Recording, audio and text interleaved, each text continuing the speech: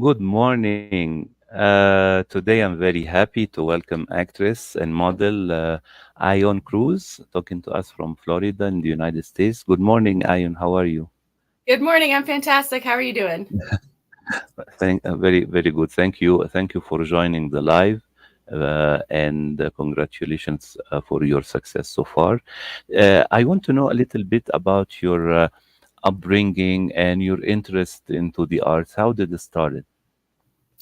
Oh, okay. Well, when I was little, I guess I saw a parade, a little street parade going down the road. We lived in a little town, and I saw some girls doing gymnastics down the road, and I wanted to do it. And I was 3.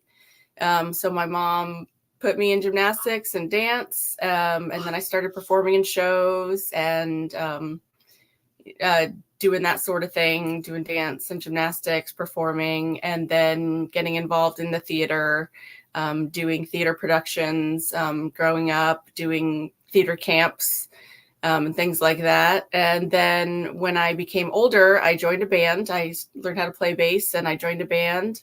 And then my manager at the time for our band, he needed an actress.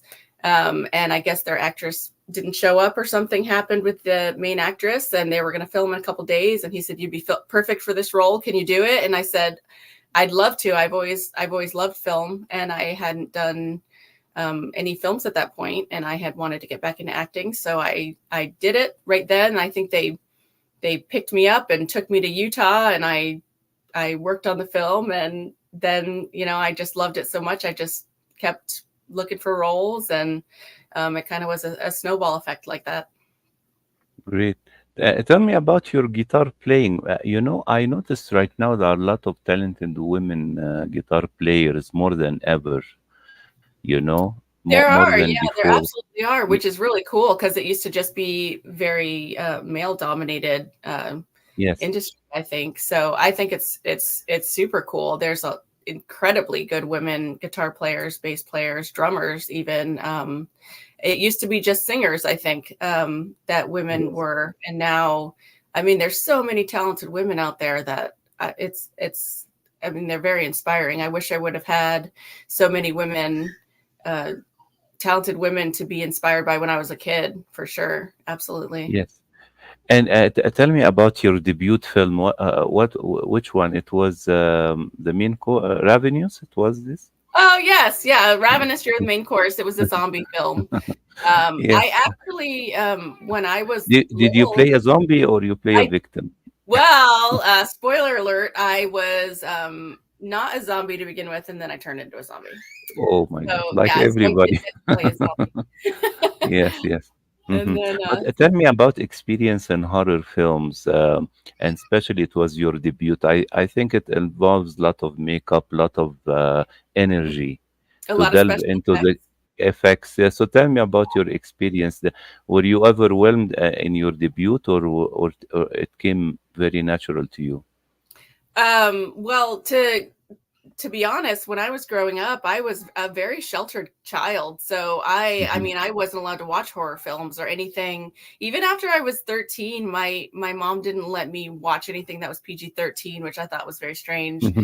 It was kind of even things that were kind of like boy films, I guess, like the Goonies and stuff, I wasn't allowed to watch because they weren't, like girl movies, I guess. It's very strange. It was a very strange upbringing, I think. So I didn't ever see a horror film before I was filming a horror film. So that was kind of my, introduction. And after I did Ravenous, we had all the special effects makeup, all the blood everywhere. And I mean, it was so cool and it was so exciting. And at that point, I mean, I fell in love with horror films. And around that time, I just had to watch everything that I could to just learn about it and, know as much as I could about the genre because it's very interesting, and I got very obsessed with horror for a long time, and Hmm. that's kind of all I watched for a long time.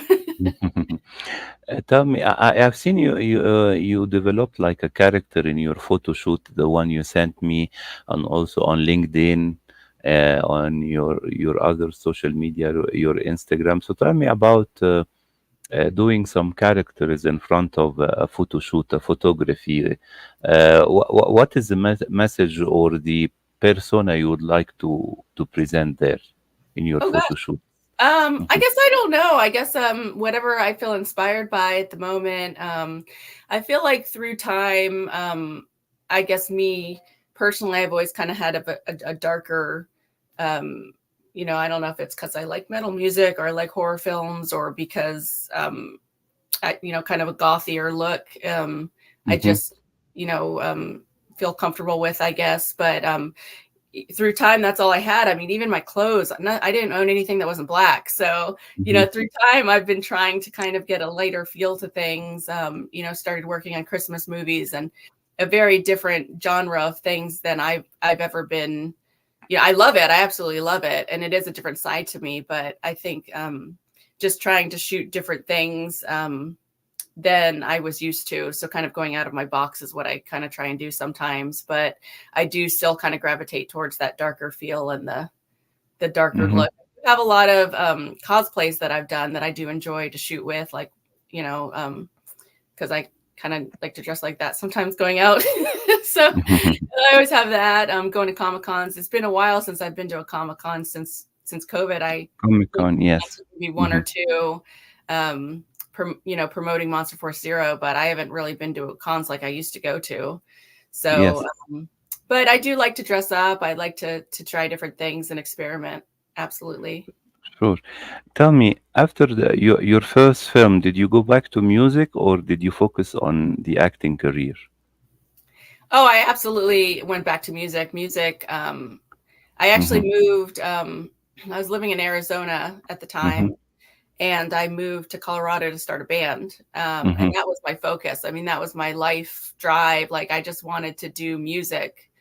And there was mhm, nothing else really that I thought about for years and years. And then after doing the film, then I still did the band because that was like my full time thing that I did, I guess. But then I started looking for roles and other things when I could. But I mean, it was still kind of like a part time thing. So mhm, it wasn't actually until my band broke up that I, did acting more full time because I mean, and if anybody's in a local band or anything, I mean, it really is just kind of an expensive hobby. And even mhm, after, making my first film, I made more in my first film than I did working and playing in a band for 10 years.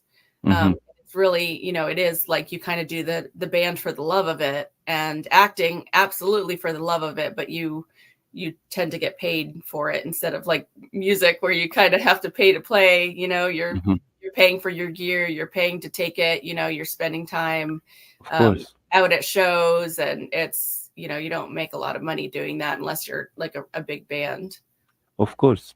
Here in Ecuador, I was going downtown and noticed like Roger Water of Pink Floyd is coming here for a concert. Oh, You know, cool. Yeah. so being born in the 70s, Pink Floyd and the rock bands of the 70s and 80s and pop stars of the 90s, I'm more related to than the current, production, Oh, but yeah, definitely, yeah. speaking of this, before we used to buy vinyl and CDs and cassettes, and Mhm. we used to, with my schoolmates, we used to buy albums and exchange it to listen to it when we were Oh, in yeah, school, yeah.